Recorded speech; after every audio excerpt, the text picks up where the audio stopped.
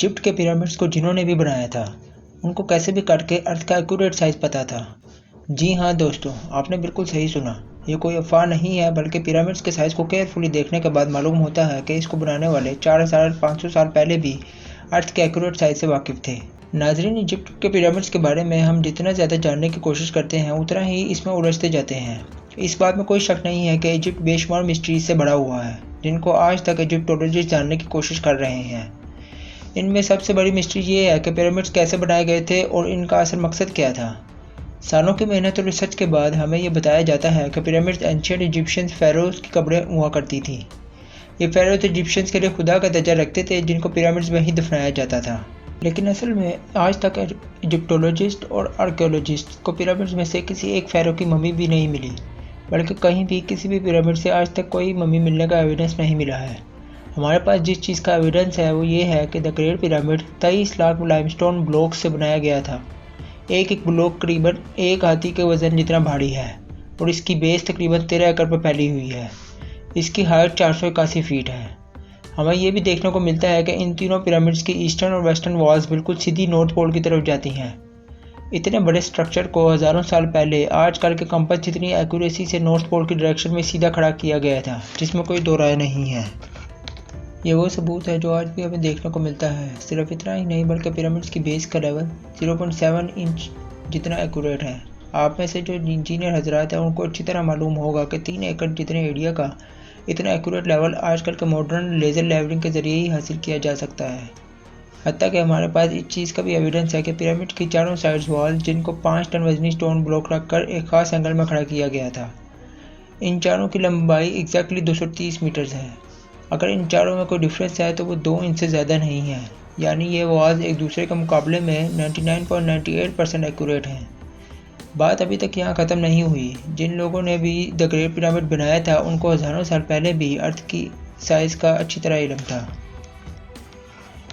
जी हाँ नाज़रीन इकराम, ये पॉइंट गौर से सुनिएगा।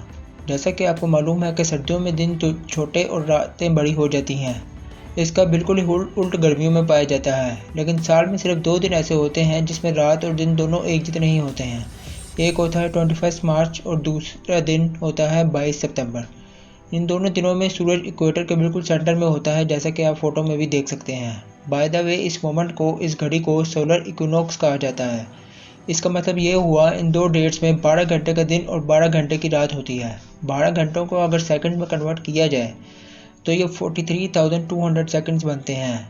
अगर 43,200 सेकंड्स को द ग्रेट पिरामिड के हाइट से मल्टीप्लाई किया जाए तो उसका जवाब आता है 6,333 kilometre.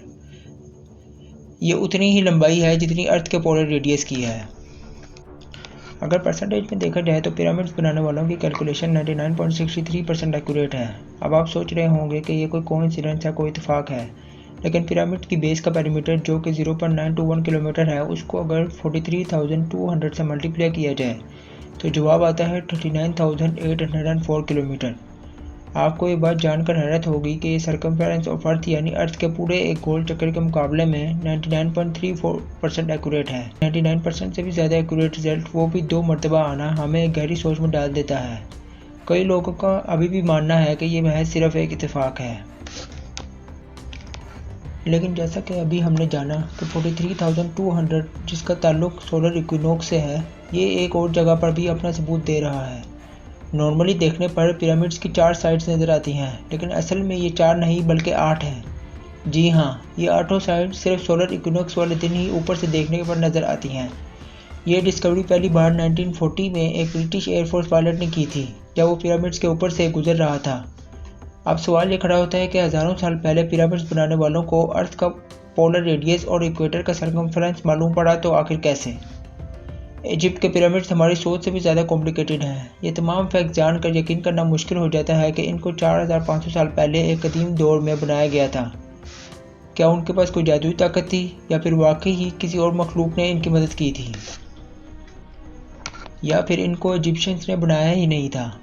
Graham Hancock fingerprints of the God के ऑथर हैं। इन्होंने पिरामिड्स को ओरियन कॉन्स्टलेशन के 3 स्टार्स के साथ लिंक करने की कुछ थ्योरी दी थी। इस थ्योरी के मुताबिक गीज़ा पिरामिड्स की पोजीशन ओरियन कॉन्स्टलेशन के 3 स्टार से एग्जैक्टली मैच करती थी। लेकिन मसला ये है कि ओरियन कॉन्स्टेलेशन के ये स्टार्स पिरामिड्स की पोजीशन से ना आज मैच करते हैं और ना ही 4500 साल पहले एंशिएंट इजिप्शियंस के दौर में मैच करते थे, बल्कि ये 13500 साल पहले एग्जैक्टली पिरामिड्स की पोजीशन से मैच करते थे। इस एस्ट्रोनॉमिकल एविडेंस से तो ये जाहिर होता है कि पिरामिड्स 11,400 BC में इन स्टार से मैच करके बनाए गए थे, लेकिन उस वक्त एंशिएंट इजिप्शियन सिविलाइजेशन के होने का कोई एविडेंस नहीं मिलता।